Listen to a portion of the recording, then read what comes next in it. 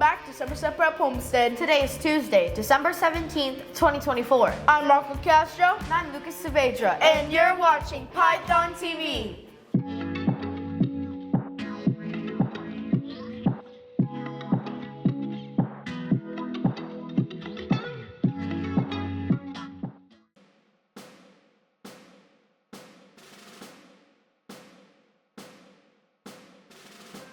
I pledge allegiance to the flag of the United States of America and to the republic for which it stands, one nation, under God, indivisible, with liberty and justice for all.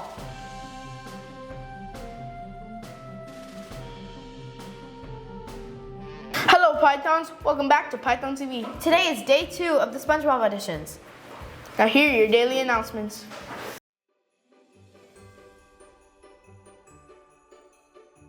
Guys, did you know next week we're gonna have an elf on a shelf at school?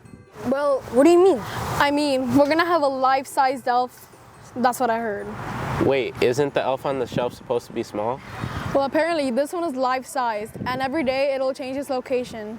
And we're supposed to find the elf? Yes. Oh, this is gonna be crazy.